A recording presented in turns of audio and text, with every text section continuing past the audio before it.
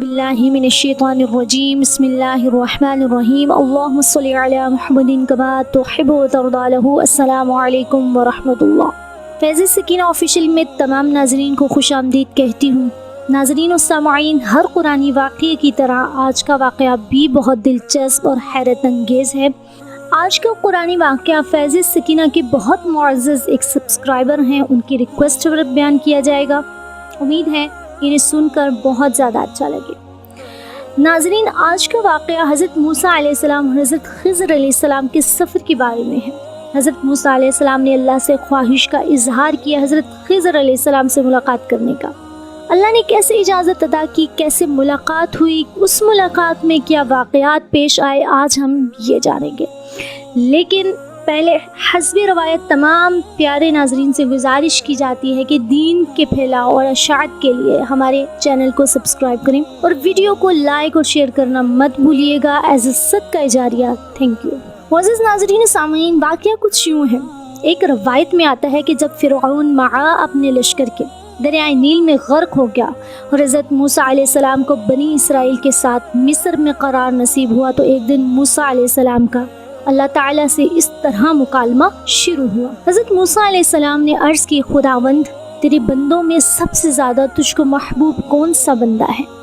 اللہ تعالیٰ نے فرمایا، جو میرا ذکر کرتا ہے اور مجھے کبھی فراموش نہ کرے۔ حضرت موسیٰ علیہ السلام نے عرض کی، سب سے پہلے فیصلہ کرنے والا کون ہے؟ اللہ تعالیٰ نے فرمایا، جو حق کے ساتھ فیصلہ کرے اور کبھی بھی خواہش انسانی کی پیروی نہ کرے۔ حضرت موسیٰ علیہ السلام نے عرض کی، تیرے بندوں میں سب سے زیادہ علم والا کون ہے؟ اللہ تعالیٰ نے جواب فرمایا، جو ہمیشہ اپنے علم کے ساتھ دوسروں سے علم سیکھتا رہے تاکہ اس طرح اسے کوئی ایک ایسی بات مل جائے جو اسے ہدایت کی طرف رہنمائی کرے یا اس کو ہلاکت سے بچا لے۔ حضرت موسیٰ علیہ السلام نے عرض کیا، اگر تیرے بندوں میں کوئی مجھ سے زیادہ علم والا ہو تو مجھے اس کا پتہ بتا دے۔ اللہ تعالیٰ نے فرمایا، خضر تم سے زیادہ علم والے ہیں۔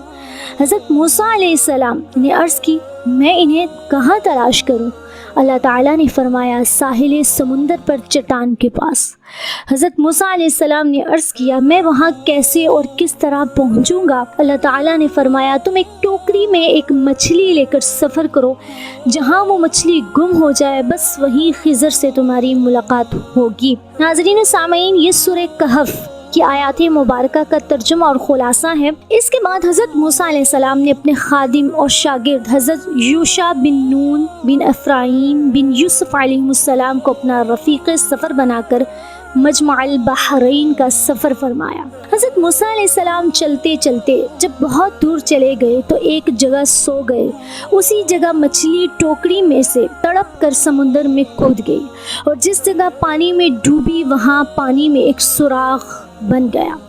حضرت موسیٰ علیہ السلام نیند سے بیدار ہو کر چلنے لگے۔ جب دوپہر کے کھانے کا وقت ہوا تو آپ نے اپنے شاگرد حضرت یوشع بن نون علیہ السلام سے مچھلی طلب فرمائی، تو انہوں نے عرض کیا کہ چٹان کے پاس جہاں آپ سو گئے تھے مچھلی کود کر سمندر میں چلی گئی تھی اور میں آپ کو بتانا بھول گیا۔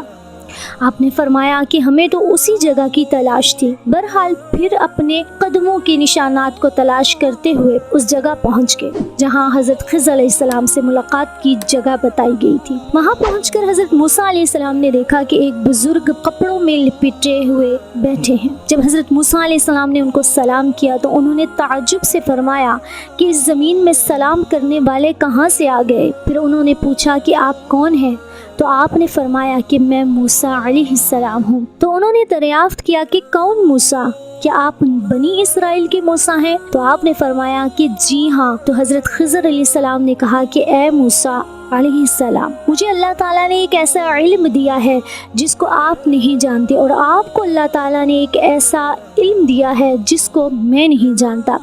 مطلب یہ تھا کہ میں علم اسرار جانتا ہوں جس کا آپ کو علم نہیں، اور آپ علم شرعی جانتے ہیں جس کو میں نہیں جانتا۔ پھر حضرت موسیٰ علیہ السلام نے فرمایا کہ اے خضر، کیا آپ مجھے اس کی اجازت دیتے ہیں کہ میں آپ کے پیچھے پیچھے چلوں تاکہ اللہ تعالیٰ نے آپ کو جو علوم دیے ہیں آپ کچھ مجھے بھی تعلیم دے؟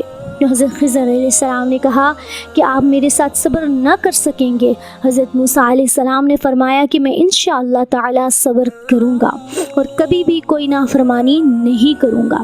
حضرت خضر علیہ السلام نے کہا کہ شرط یہ ہے کہ آپ مجھ سے کسی بات کے متعلق کوئی سوال نہ کریں گے یہاں تک کہ میں خود آپ کو بتا دوں۔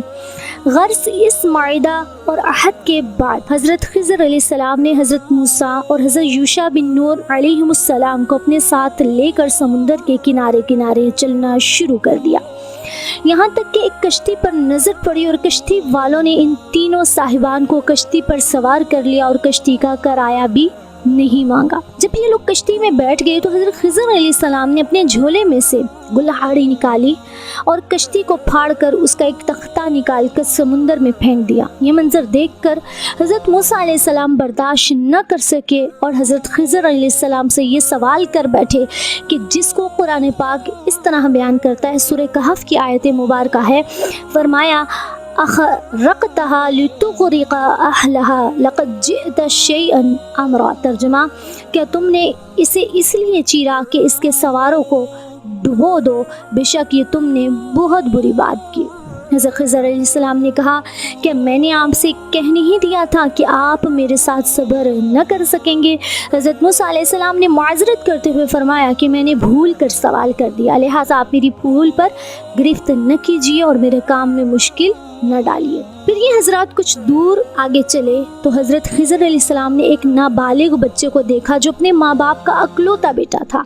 حضرت خضر علیہ السلام نے گلا دبا کر اور زمین پر پٹک کر اس بچے کو قتل کر ڈالا۔ یہ ہوش ربام خونی منظر دیکھ کر حضرت موسیٰ علیہ السلام میں صبر کی تاب نہ رہی اور آپ نے ذرا سخت لہجے میں حضرت خضر علیہ السلام سے کہہ دیا، جس کو قرآن پاک یوں فرماتا ہے، اقتلت نفسا زکیا بغیر نفس لقد جئت شیئا نکرا۔ صدق اللہ العظیم۔ ترجمہ، موسیٰ نے کہا، کیا تم نے ایک ستھری جان بے کسی جان کے بدلے قتل کر ڈالی؟ بے شک تم نے بہت بری بات کی۔ حضرت خضر علیہ السلام نے پھر یہی جواب دیا کہ کیا میں نے آپ سے یہ نہیں کہہ دیا تھا کہ آپ ہرگز میرے ساتھ سفر نہ کر سکیں گے؟ حضرت موسیٰ علیہ السلام نے فرمایا کہ اچھا، اگر اس کے بعد میں آپ سے کچھ پوچھوں تو آپ میرے ساتھ نہ رہیے گا، اس میں شک نہیں کہ میری طرف سے آپ کا عذر پورا ہو چکا ہے۔ پھر اس کے بعد ان حضرات نے ساتھ ساتھ چلنا شروع کر دیا، یہاں تک کہ یہ لوگ ایک گاؤں میں پہنچے اور گاؤں والوں سے کھانا طلب کیا، مگر گاؤں والوں میں سے کسی نے بھی ان صالحین کی دعوت کو قبول نہ کیا اور انہیں کھانا نہ دیا۔ پھر ان دونوں نے گاؤں میں ایک گرتی ہوئی دیوار پائی تو حضرت خضر علیہ السلام نے اسم اعظم پڑھ کر دیوار سیدھی کر دی۔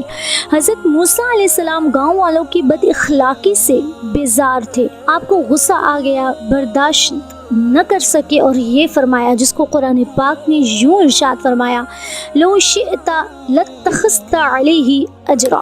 ترجمہ، تم چاہتے تو اس پر کچھ مزدوری لے لیتے، یعنی ان کے کہنے کا مطلب یہ کہ آپ نے جو دیوار کی مرمت کر ڈالی ہے اس کی آپ اجرت لے لیتے۔ یہ سن کر حضرت خضر علیہ السلام نے کہہ دیا کہ اب میرے اور آپ کے درمیان جدائی ہے اور جن باتوں کو دیکھ کر آپ صبر نہ کر سکے ان کا راز میں آپ کو بتا دیتا ہوں۔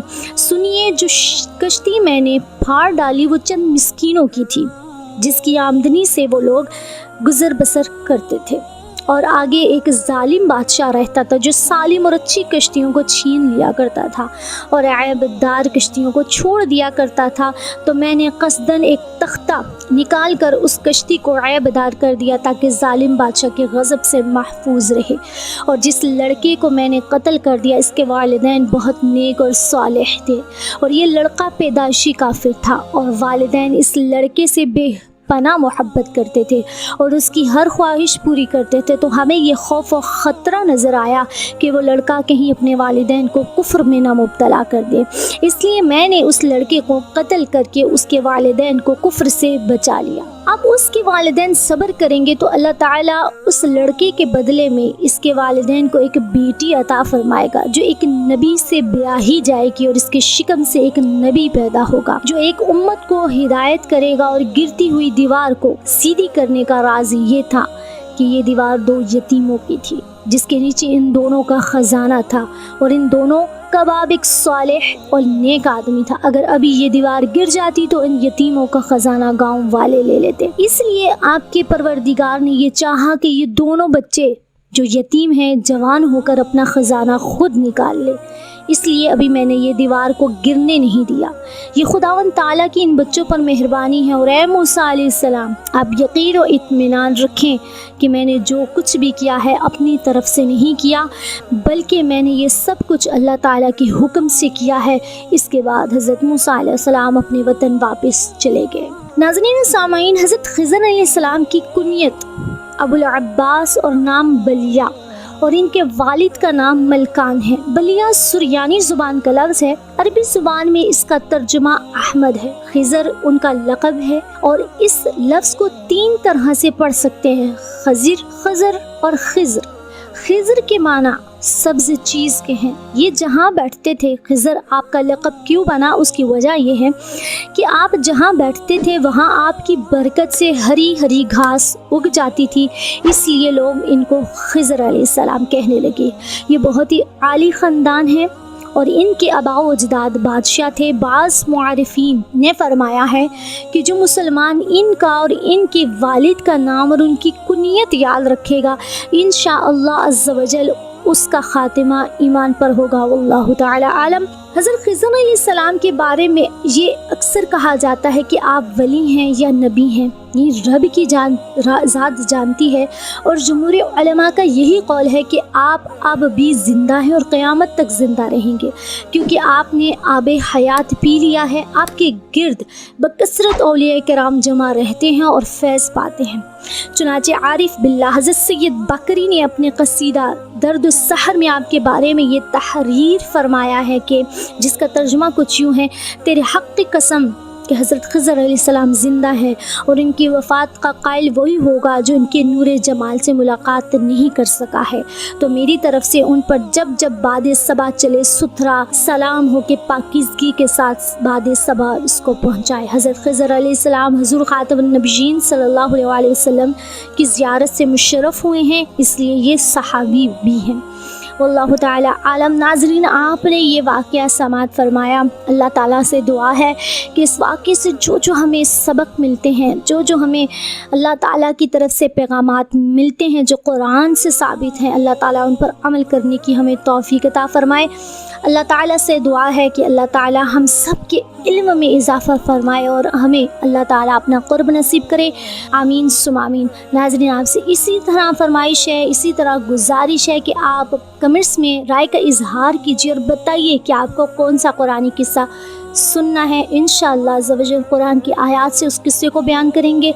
हमारी अगली वीडियो आने तक अपना और अपनों का बहुत सारा ख्याल रखिएगा। अल्लाह हाफ़िज़, फ़ी अमानिल्लाह।